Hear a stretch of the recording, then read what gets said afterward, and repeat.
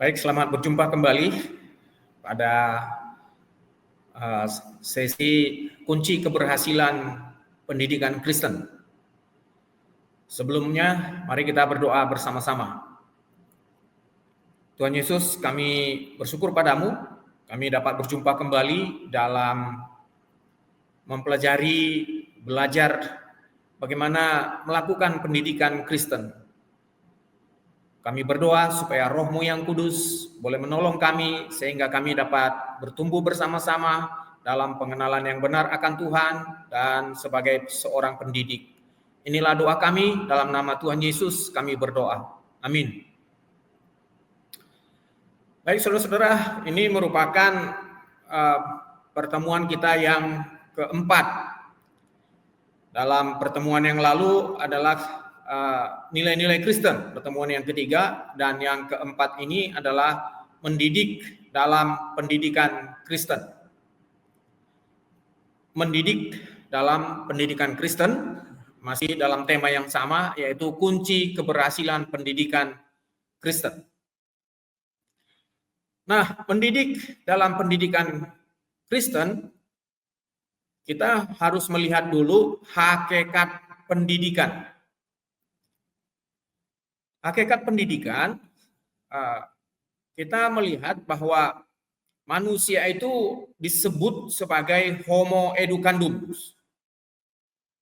Maksudnya adalah manusia dapat dikatakan sebagai makhluk pendidikan. Itu sebabnya manusia bisa atau mampu diberikan pendidikan karena dia merupakan homo educandum. Tetapi manusia itu bukan hanya homo educandum. Manusia itu juga adalah homo socius.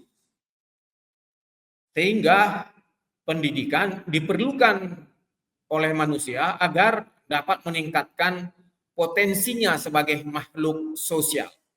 Jadi karena dia homo socius, makhluk sosial, maka dia memerlukan pendidikan sehingga bagaimana hidup bermasyarakat, dia semakin mampu mengejawantahkannya. Tetapi bukan saja dia homo socius, manusia itu juga adalah homo piator. Artinya makhluk yang membangun eksistensi dirinya sendiri. Nah, bagaimana manusia membangun eksistensi dirinya sendiri di dalam pendidikan Kristen, maka seharusnya eksistensi dirinya dibangun atau berdasarkan apa yang dinyatakan di dalam Alkitab.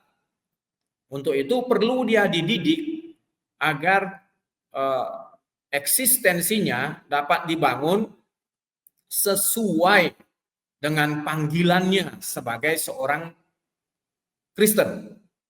Apa panggilan seorang Kristen? Adalah kekudusan. Nanti kita lihat di bawah panggilan itu. Nah, pendidikan, kalau kita lihat, saya ambil dari pemikirannya Pak Reja, dia mengatakan bahwa pendidikan sebagai keseluruhan pengalaman belajar setiap orang sepanjang hidupnya.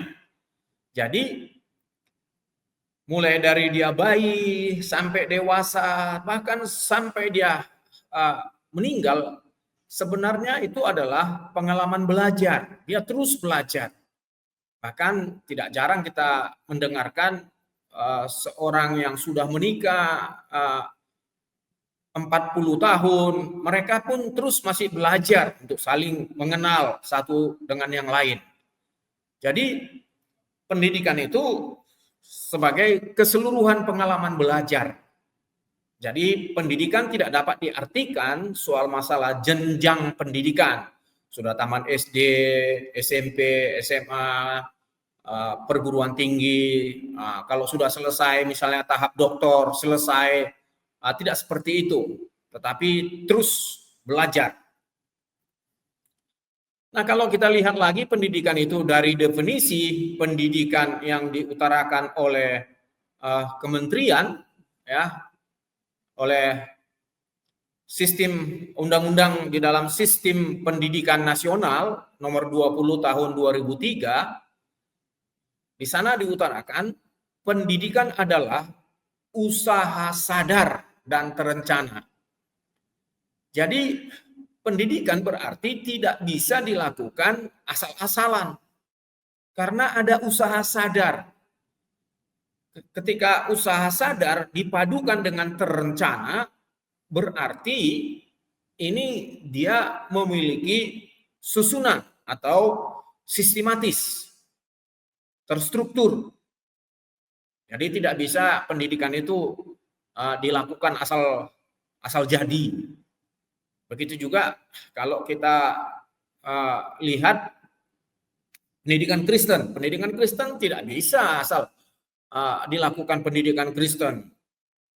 Yang penting disampaikan materi. Tidak, di sini usaha sadar terencana untuk mewujudkan suasana belajar dan proses pembelajaran. Jadi suasana belajar dan proses pembelajaran. Nah, ada suasana belajar yang mempengaruhi peserta didik dan juga proses pembelajaran itu mempengaruhi peserta didik. Supaya apa? Supaya peserta didik secara aktif mengembangkan potensi dirinya. Jadi pendidikan berarti untuk mengembangkan potensi peserta didik. Bukan sekedar untuk menguasai hafalan. Bukan sekedar untuk menguasai pengetahuan yang diberikan. Dalam hal ini berarti bukan hanya sekedar pengetahuan tentang kekristenan atau tentang pendidikan secara Kristen. Bukan, tapi mengembangkan potensi dirinya yang sesuai, yang searah kepada pendidikan Kristen. Supaya apa pendidikan dilakukan seperti itu? Untuk memiliki kekuatan spiritual keagamaan menurut Sisdiknas. Pengendalian diri, kepribadian, kecerdasan, akhlak mulia, serta memiliki keterampilan yang diperlukannya, ya baik bagi dirinya maupun masyarakat atau bangsa dan negara. Jadi ini definisi pendidikan menurut undang-undang. Nah, berarti mendidik dalam pendidikan Kristen, kalau kita bawa kepada pendidikan Kristen, maka mendidik dalam pendidikan Kristen perlu merujuk apa yang terdapat dalam Amsal 22 ayat 6. Di sana diutarakan ada frasa di dalam Amsal itu, didiklah orang muda menurut jalan yang patut baginya. Nah, didiklah. Ada dua kata sebenarnya di dalam teks Amsal ini yang perlu kita perhatikan, yaitu hanok dan darko. Hanok itu artinya atau dapat diartikan sebagai train up, to dedicate, inaugurate, seperti yang terdapat pada Ulangan ayat 6 sampai ayat yang ke-7. Saya akan membacakannya bagi kita. Ulangan pasal 6 itu ayat yang ke-7. Ini adalah ayat yang sangat terkenal sehingga mungkin bagi kita sudah sering mendengarkannya.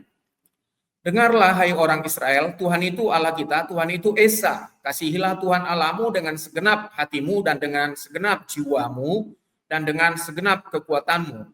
Apa yang kuperintahkan kepadamu pada hari ini haruslah engkau perhatikan. Haruslah engkau mengajarkannya berulang-ulang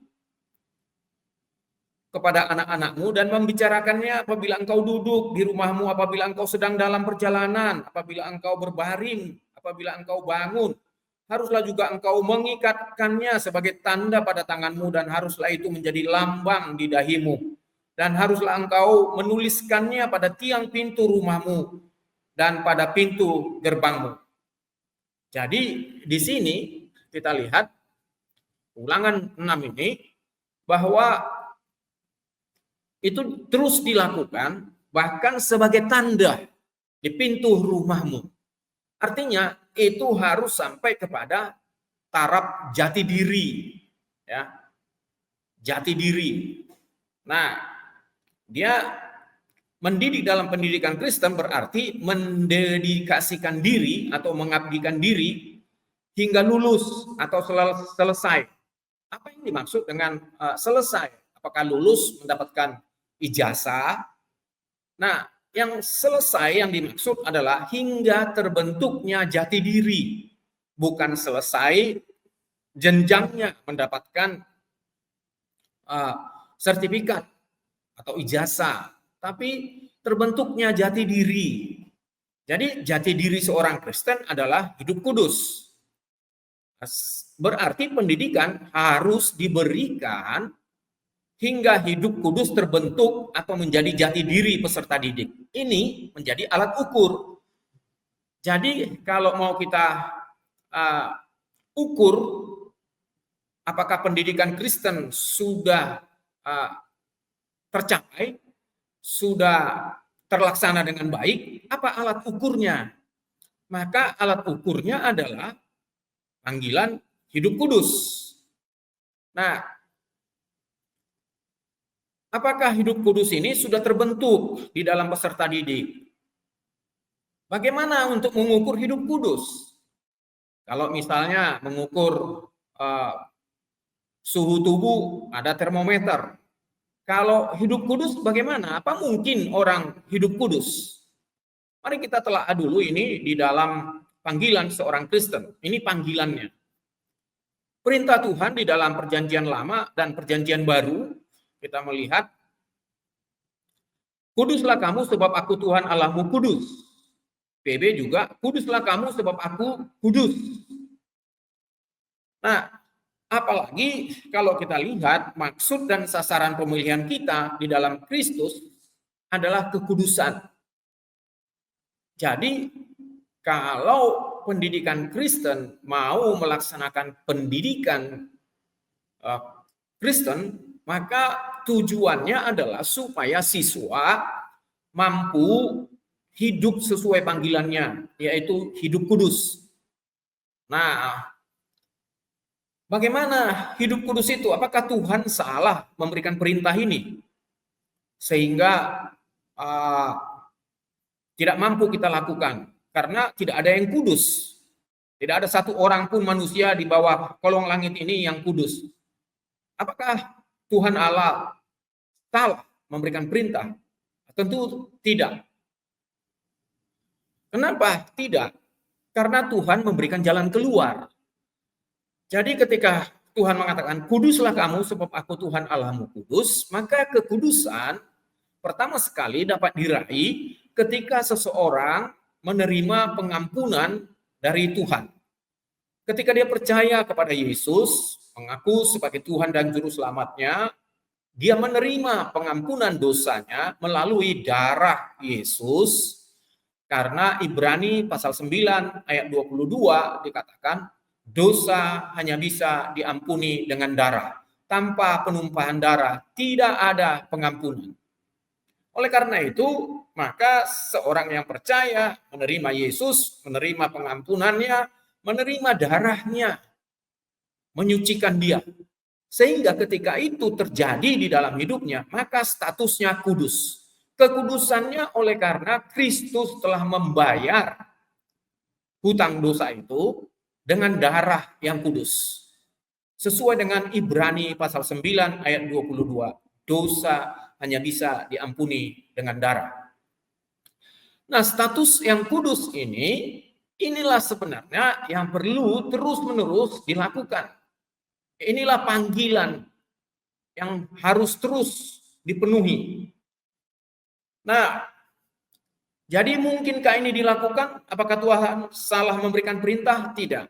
Mungkin dilakukan karena Tuhan memberikan jalan keluar lewat Yesus dan darahnya tertumpah, sehingga seorang Kristen atau seorang siswa Kristen memiliki status kudus ketika dia percaya kepada Kristus.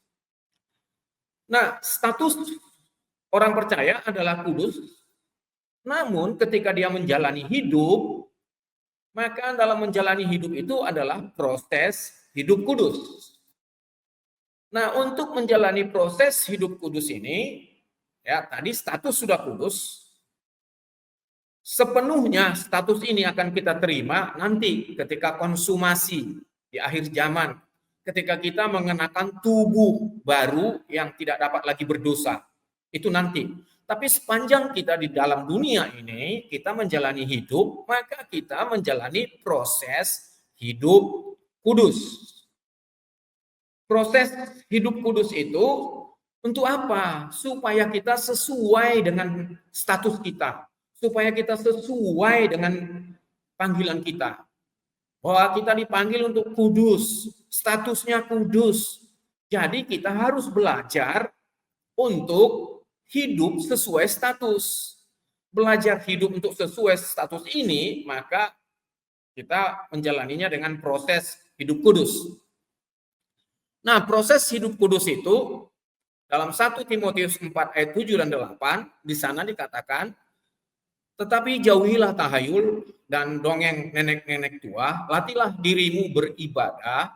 Latihan badani terbatas gunanya, tetapi ibadah itu berguna dalam segala hal, karena mengandung janji, baik untuk hidup ini maupun untuk hidup yang akan datang. Jadi, di sini ada kata beribadah. Kata ibadah ditafsirkan oleh LAI, Lembaga Alkitab Indonesia, sebagai kata ibadah itu datang dari eusebeia. LAI menafsirkannya sebagai, menerjemahkannya sebagai ibadah. Nah, eusebeia itu artinya adalah sebenarnya sikap hati yang mau tunduk kepada Tuhan dalam segala hal. Sikap hati yang mau tunduk kepada Tuhan dalam segala hal. Artinya saleh. Jadi berarti kesalehan itu perlu dilatih. Latih hidup saleh. Latih proses hidup kudus. Lawan dari eusebeia ini di dalam kitab Roma itu bisa kita lihat yaitu asebeia. Asebeia kitab Roma menerjemahkannya sebagai fasik. Fasik itu artinya adalah sikap hati yang tidak mau tunduk kepada Tuhan dalam segala hal. Itu asebeia. Jadi sikap hati yang tidak mau tunduk kepada Tuhan dalam segala hal, itulah fasik. Nah, itu saleh itu disuruh latih, bahkan disandingkan dengan latihan badani. Ditulis dalam bahasa Yunaninya gimnasia. Ya, kalau kita pergi nge-gym gitu, apa yang kita latih, otot mana yang kita latih, misalnya lengan, maka itulah yang berkembang, sehingga ketika mengangkat beban, dia langsung merespon, ototnya mengembang, merespon. Begitu. Nah, proses hidup kudus ini juga perlu dilatih, sehingga dia mengembang atau dapat merespon dengan baik ketika ada tantangan terhadap eusebeia itu, kepada kesalehan itu. Nah, ukuran sehat rohani menurut Agustinus adalah kemampuan mengaku dosa sekecil apapun, itulah kerohanian sejati. Jadi, bukan orang yang sehat rohani, bukan karena ketimpa sesuatu kakinya, lalu dia mengatakan, oh haleluya, puji Tuhan. Bukan seperti itu. Orang yang sehat rohaninya adalah orang yang mampu mengaku dosanya sekecil apapun. Itulah orang kerohanian sejati. Itulah yang sehat rohaninya. Dan bukan juga seperti yang dikatakan oleh Joseph Prince. Dia mengatakan bahwa tidak perlu lagi mengaku-mengaku dosa. Atau kalau ada orang berdosa, sudahlah, toh kita sudah diampuni oleh Yesus, jadi tidak usah ingat-ingat dosa itu, kata Joseph Prince. Jalan aja terus. Bukan seperti itu. Yang sehat rohaninya adalah kemampuan mengaku dosa sekecil apapun. Alkitab memberikan keterangan ini kepada kita di dalam 1 Yohanes 1 ayat 9. 1 Yohanes 1 ayat 9, di sana dikatakan, jika kita mengaku dosa kita, maka Ia adalah setia dan adil, sehingga Ia mengampuni dosa kita dan menyucikan kita dari segala kejahatan. Jadi ketika kita jatuh dalam dosa, maka datang lagi kepada Tuhan, mengaku, memohon pertolongan pengampunannya, maka Tuhan menyucikan kita kembali, katanya begitu. Nah, di sini harus kita bedakan apa yang dimaksud dengan jatuh dalam dosa dan hidup dalam dosa. Orang yang jatuh dalam dosa artinya statusnya bukanlah status berdosa. Statusnya kudus, tapi karena masih di dalam hidup berproses, dia masih bisa jatuh dalam dosa sehingga dia melakukan dosa. Nah, tetapi kalau orang yang jatuh dalam dosa, ketika dia jatuh dalam dosa, dia nggak bisa santai, dia nggak bisa tenang, dia nggak bisa baik-baik saja keadaannya. Pasti dia gelisah. Itu namanya jatuh dalam dosa. Atau sama seperti misalnya, kalau seseorang yang status profilnya sudah terbiasa hidup bersih, rapi begitu ya. Lalu suatu saat oleh karena suatu keadaan dia tidak rapi, tidak bersih. Maka ketika dia jalan, dia merasa gelisah, dia merasa asing. Karena bukan itulah dirinya. Ada kegelisahan, ada yang menekan dia sehingga dia gelisah. Karena memakai baju yang tidak bersih dan tidak rapi. Tapi kalau orang yang hidup di dalam dosa, maka statusnya berdosa. Statusnya bukan kudus karena dia hidup dalam dosa. Nah, status berdosa ini ketika dia jatuh di dalam dosa atau ketika dia berbuat dosa, maka dia akan baik-baik saja, tidak ada masalah, dia tidak gelisah, tidak tertekan. Kalau dia sudah terbiasa berpakaian yang tidak rapi, maka dia berpakaian tidak rapi pun tidak ada masalah. Baik-baik saja dia.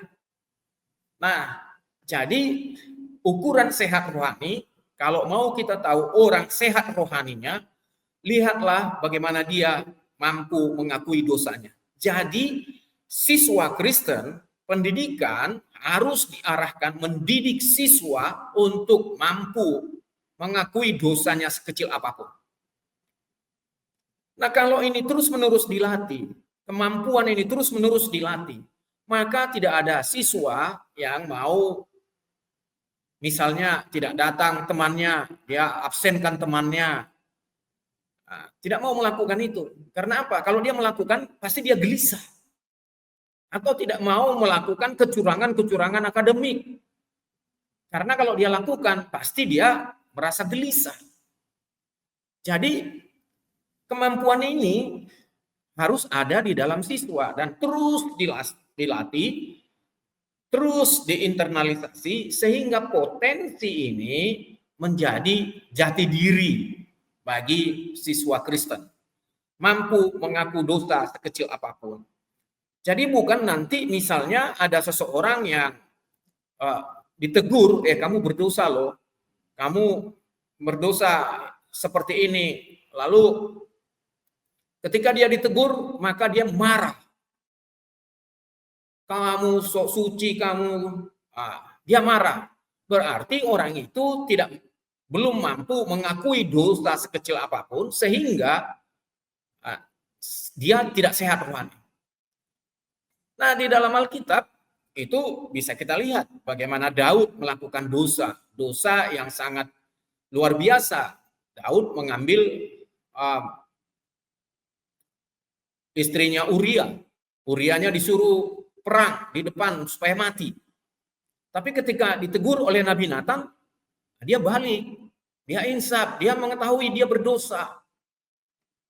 Jadi kemampuan untuk mengaku dosa itu ukuran sehat rohani. Dampak rohani yang sehat, kalau rohani seseorang sehat, maka terhindar dari berpribadi ganda.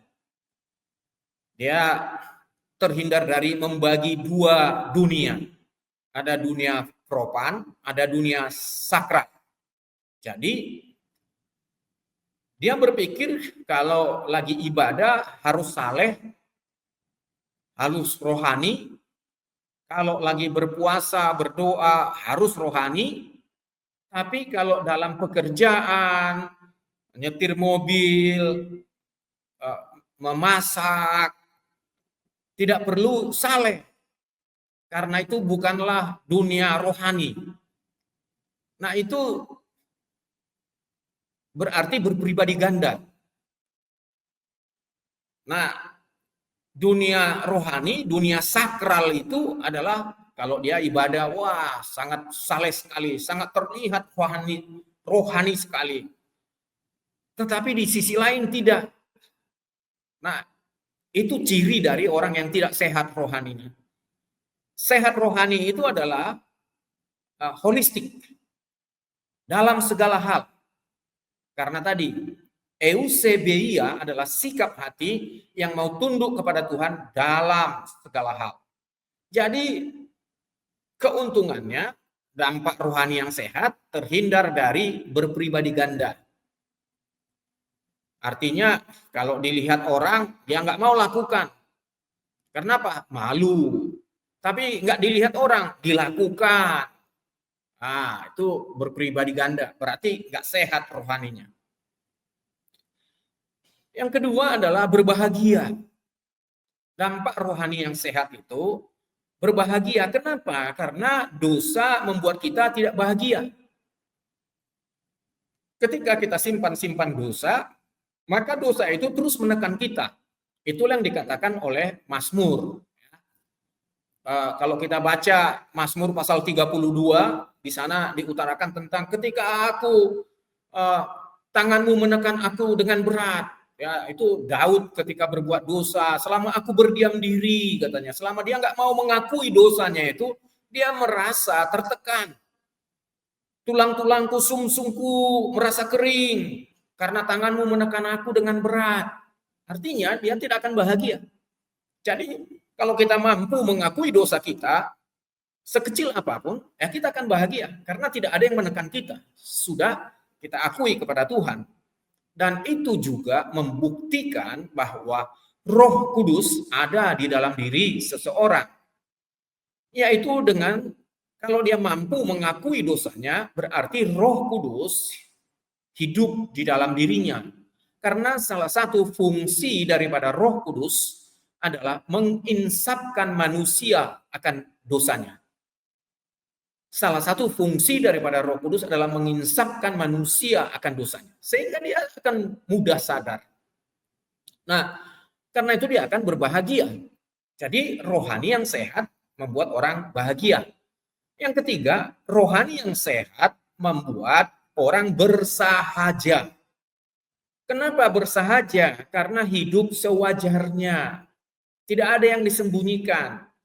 Tidak takut kalau jatuh dalam dosa. Kalau jatuh dalam dosa, dia belajar nanti, berlatih supaya jangan jatuh di situ. Jadi hidup apa adanya, tidak berpura-pura. Sehingga orang melihat kehidupan yang bersahaja. Jatuh dalam dosa, semua orang jatuh dalam dosa. Yang membedakannya adalah respon terhadap kejatuhan itu. Mau balik enggak? Mau berlatih lagi enggak?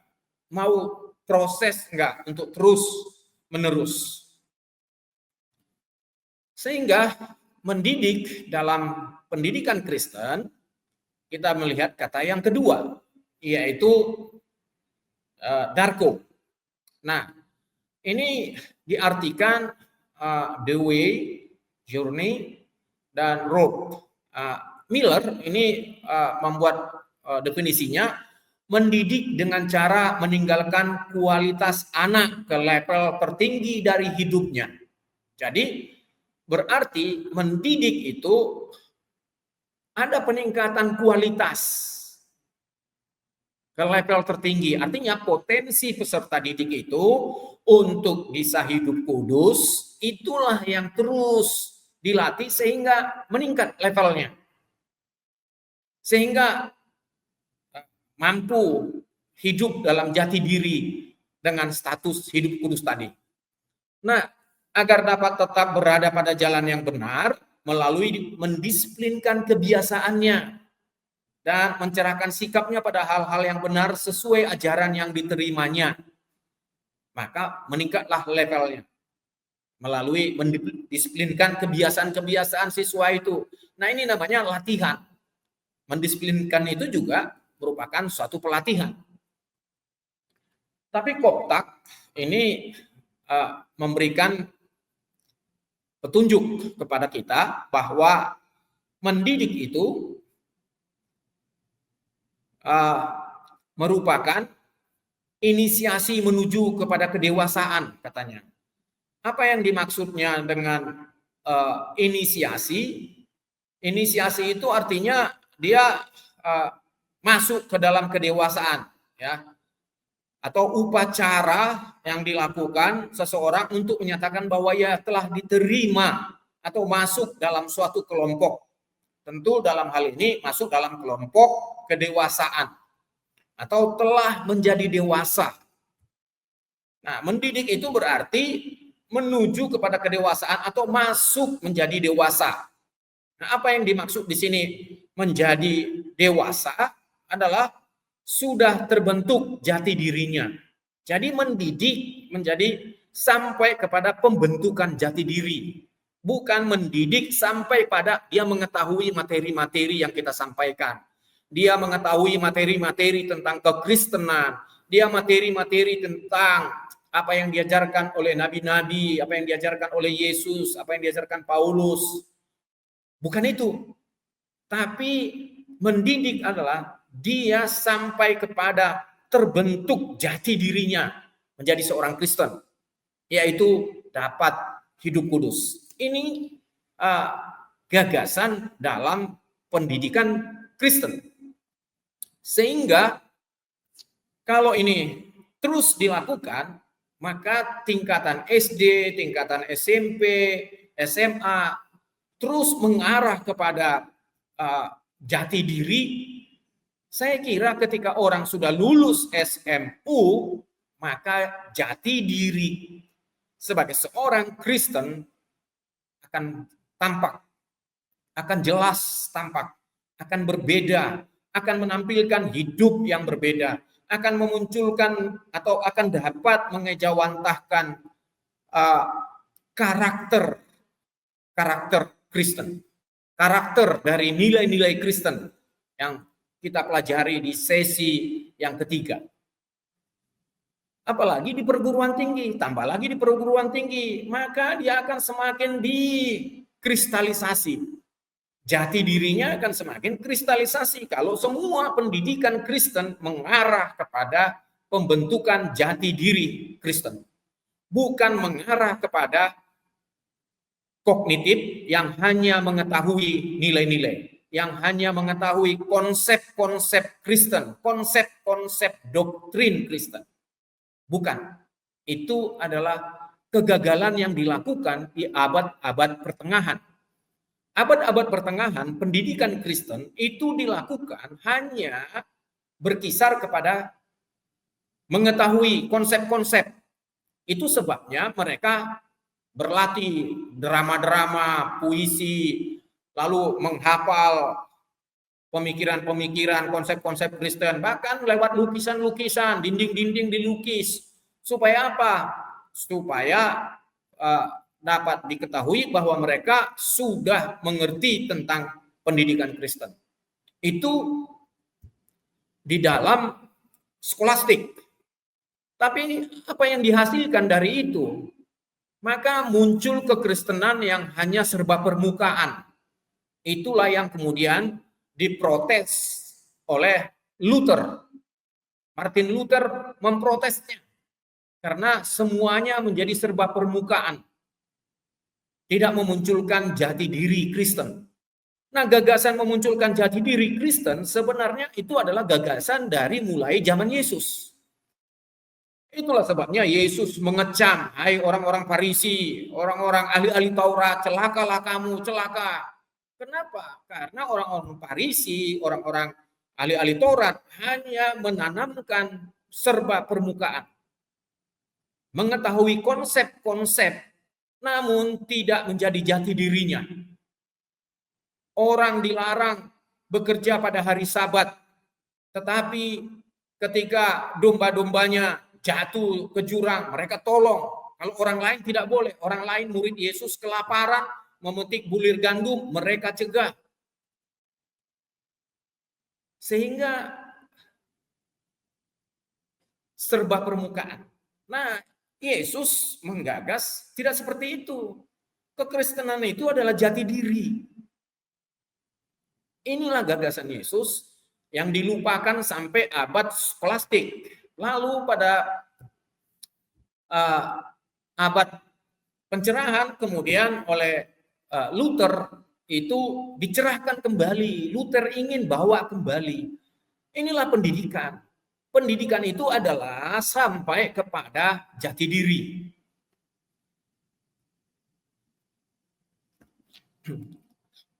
Jadi jati diri Kristen tersebut akan memancarkan tindakan-tindakan Kristen yang dikenal dengan buah roh. Ya, ini Galatia 5 ayat 22-23 itu yang kita bahas pada sesi yang ketiga.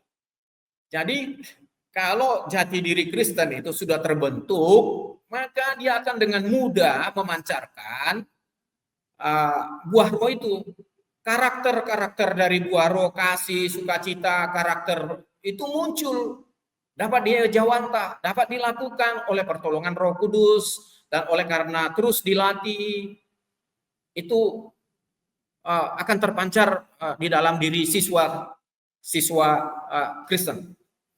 Nah, tindakan-tindakan Kristen tersebut yang dipancarkan itu merupakan karya Roh Kudus di dalam diri orang percaya. Merupakan karya Roh Kudus di dalam diri peserta didik. Itulah sebabnya ya dikatakan buah roh. Nah, manifestasi dari buah roh itu kita bisa melihat dari karakter-karakter yang muncul atau yang termanifestasi di dalam kehidupan ketika belajar, ketika di rumah, ketika di mana saja. Seperti misalnya dia jujur. Nah, jujur bukan lagi itu datang dari yang luar, tapi itu datang dari buah roh. Jujur itu datang dari salah satu buah roh, yaitu kesetiaan. Kesetiaan. Buah roh setia, dimensi dari buah roh kesetiaan itu jujur. Nah, kejujuran itu menghasilkan kesetiaan.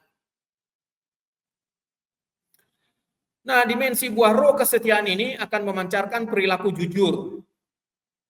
Inilah kemudian orang-orang Kristen menjadi jujur, begitu ya. Dapat dia jawantah, dapat diterapkan dalam kehidupannya. Nah, mendidik dalam pendidikan Kristen berarti sesuai dengan rumusan Aristoteles itu dalam kitab suci etikanya dia itu Nicomachean Ethics itu seharusnya orang Kristen yang telah memiliki jati diri Kristen itu akan merasa bahagia apabila ia melakukan sesuatu yang bajik atau ketika dia melakukan sesuai dengan nilai-nilai Kristen. Namun ketika ia melakukan yang tidak bajik, yang tidak sesuai dengan nilai-nilai Kristen, maka dia akan menderita. Nah, berarti dia akan dengan sukarela melakukan nilai-nilai Kristen. Kenapa? Karena pada umumnya, menurut Aristoteles, manusia itu menghindari penderitaan. Pasti dia pada umumnya menginginkan bahagia. Kalau sudah sampai pada jati diri, maka dia pada umumnya pasti mau melakukan nilai-nilai Kristen. Dia akan terdorong jadi melakukannya. Dia nggak mungkin mau menderita. Dia nggak mungkin mau melakukan yang tidak sesuai dengan jati dirinya lagi. Karena itu akan mendatangkan penderitaan. Manusia tidak ada yang mau menderita. Pada umumnya kecenderungan manusia menurut Aristoteles adalah ingin bahagia. Jadi dengan demikian, maka seorang Kristen yang telah terbentuk jati dirinya, yaitu hidup kudus, ia akan berusaha untuk menghindar dari perilaku yang bertentangan dengan kekudusan. Sebab itu akan membuatnya menderita, dan hal tersebut sudah barang tentu tidak akan membuatnya bahagia. Nah, mari kita lihat 3 dimensi dalam sistem iman. Ya. Pertama, katanya bentuk pengetahuan. Jadi di sini seseorang menerima secara tidak kritis perkataan dari luar atau orang yang berotoritas, apakah guru, dosen, pendeta, begitu ya. Dia cuma menerima saja pada awalnya. Jadi dia bentuk pengetahuan, dimensi sistem iman itu. Lalu berlanjut kepada yang kedua, maka bentuk ketergantungan itu berkembang menjadi juri di antara klaim kebenaran yang bersaing. Jadi mulai dia apa yang dia terima itu mulai ada klaim-klaim yang bersaing di dalam dirinya, sehingga menghasilkan ketergantungan pada yang lain. Maksudnya yang lain adalah yang lebih dapat diterimanya daripada yang sebelumnya. Jadi dia mulai memilah, oh ajaran ini lebih baik dari ajaran ini, oh ini lebih baik dari ini. Nah, mulai ada juri di dalam dirinya, tapi dia masih belum mampu menentukan sikap. Itu baru pada yang ketiga, yaitu bentuk ini salah tulisannya, identity ya, I grade ya. Nah, tidak lagi pada iman kerumunan, tetapi memilih berdasarkan nilai-nilainya sendiri. Jadi tidak lagi ikut-ikutan apa kata orang, dia mulai memiliki nilai-nilainya sendiri. Nah, itu sistem iman. Lalu kemudian tahap perkembangan cara untuk beriman ini, kita melihat lagi ada sisi yang berbeda, ada klasifikasi yang berbeda. Yaitu klasifikasi yang pertama, dibuat klasifikasinya iman utama bayi, yaitu iman utama bayi Roh Kudus. Ini tahap satu, tahap ketergantungan. Jadi dia bergantung kepada orang-orang yang di atasnya. Dari bayi dia meningkat kepada anak kecil. Ya, iman tahap 2, mulai dia mempersepsi, merasakan, kemudian meningkat kepada iman remaja. Nah, di sini dia remaja mulai mensintesis kepercayaan-kepercayaan atau nilai-nilai yang diterimanya itu, namun dia belum mampu menggugat sama sekali, tapi sudah mulai memilah-milah. Nah, yang keempat, baru di sini iman dewasa, keyakinan pribadi dipertimbangkan secara kritis. Kalau kita lihat lagi munculnya manusia Kristen dan perkembangannya, dilahirkan bukan atas permintaan atau kecakapan, murni Roh Kudus yang melahirkan. Ya, orang percaya kepada Yesus itu karena Roh Kudus, bukan karena dia cerdas, menguasai Alkitab, bukan karena itu. Lalu kemudian anak-anak, lalu akil balik, dewasa, dan pemuliaan nanti bersama Kristus. Jadi tahap dewasa ini seperti di Efesus pasal 4 ayat 13, mencapai taraf kedewasaan penuh, mampu berpegang pada kebenaran, tidak diombang-ambingkan lagi oleh angin pengajaran, tidak kemana-mana pergi. Nah, oleh karena itu dalam pendidikan Kristen, kalau kita lihat konsep belajar, bisa kita ambil bahwa belajar ialah aktivitas pengembangan diri, bukan sekedar menguasai hafalan atau mengerjakan latihan. Bukan itu belajar itu. Tujuan besarnya bukan supaya mendapatkan nilai yang baik semata. Maka kalau tujuannya mendapatkan nilai yang baik semata, maka orang sebenarnya tidak perlu susah-susah. Ya, dia les aja. Banyak les ya, di drill seperti itu. Tetapi menguasai sejumlah keterampilan ya yang diperoleh dari proses belajar tersebut. Sehingga peran guru memberikan stimulasi yang membuat anak tertarik dan mau belajar. Jadi peran guru-guru Kristen memberikan stimulasi tentang bagaimana pendidikan itu dilakukan supaya anak-anak itu tertarik. Semakin dia ada rasa ketertarikan, rasa ingin tahunya berkembang begitu, untuk tadi dalam pembentukan jati diri. Guru merancang kegiatan belajar mengajar yang membuat anak bergairah dan ketagihan belajar. Jadi dia tidak datang bosan atau tidak datang ketika ke dalam kelas Dia nanti guru ini lagi berjumpa dengan guru seperti ini gitu. Nah, berarti guru Kristen ini pun harus memiliki kualifikasi. Apa kualifikasinya? Kalau kita lihat guru Kristen itu sebenarnya seorang guru itu Tuhan yang menciptakannya. Kalau kita baca Keluaran 35 ayat 34, di sana diutarakan bahwa Tuhan menciptakan guru Kristen. Tuhan menanamkan kepandaian untuk mengajar. Jadi seorang guru berarti adalah panggilan. Ya, panggilan. Bukan seorang guru yang penting karena tidak ada pekerjaan yang lain maka dia jadi guru aja. Tidak, tetapi panggilan. Karena guru itu merupakan panggilan, maka dia akan dapat melakukan panggilan itu dengan baik sehingga panggilan guru Kristen itu adalah pembangunan tubuh Kristus. Dia dapat melakukannya, memperlengkapi orang-orang kudus bagi pekerjaan pelayanan, lalu mendewasakan peserta didik, mencapai kesatuan iman, memiliki pengetahuan yang benar tentang Yesus, memiliki kedewasaan penuh. Ini panggilan guru Kristen. Dengan demikian, guru Kristen sampai kepada tujuan Allah, yaitu semua orang Kristen dibentuk menurut gambar putranya. Seperti dalam Roma 8 ayat 28. Karakter, yaitu karasein dalam bahasa Yunani, itu diartikan sebagai mengukir, membentuk karakter. Jadi diilustrasikan sebagai mengukir di atas batu permata atau permukaan yang keras.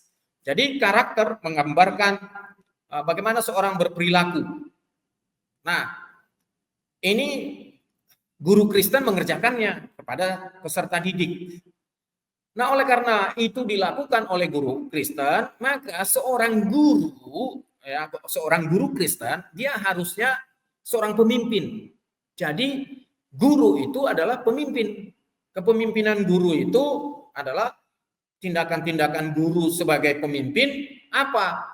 Tindakan-tindakan guru sebagai pemimpin itu dia memberikan pengaruh. Nah, tadi keteladanan, ya, transmisi nilai. Kalau kita lihat sesi yang lalu, transmisi nilai itu berarti guru itu memberikan pengaruhnya, memberikan modelnya, keteladanan. Dia jadi teladan, dia jadi mentor, dia dapat memberikan kontribusi kepada siswanya dalam berbagai hal.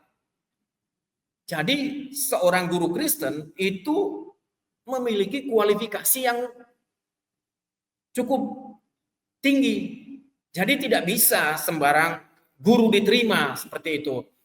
Nah, mengapa kita membutuhkan guru itu menjadi seorang pemimpin? Agar dapat meningkatkan pencapaian siswa. Karena kurangnya guru yang dapat menjalankan sekolah sebagai satu pendidikan dengan baik, maka kita perlu guru itu sebagai pendidik, sebagai pemimpin. Karena kurangnya guru yang dapat membangun hubungan dan berkolaborasi dengan orang lain. Ini berkolaborasi itu artinya kepemimpinan. Jadi guru itu dapat membangun kolaborasi, ya, dengan yang lain. Nah, inilah yang harus dilakukan oleh guru sebagai seorang pemimpin. Sehingga nanti guru mampu membawa siswa untuk terbentuk jati dirinya. Sampai di sini kita akan berdoa. Kita akan melihat satu sesi lagi, yaitu filsafat pendidikan Kristen. Filsafat pendidikan Kristen kita butuhkan untuk mengkoreksi atau merefleksi pendidikan Kristen yang sudah berlangsung. Mari kita berdoa. Tuhan Yesus, terima kasih apa yang sudah kami pelajari bersama-sama. Kiranya Tuhan menolong kami supaya kami mampu melakukannya dan mengejawantahkannya di dalam kehidupan kami, baik sebagai guru maupun sebagai siswa ataupun sebagai masyarakat. Inilah doa kami, dalam nama Tuhan Yesus kami berdoa. Amin.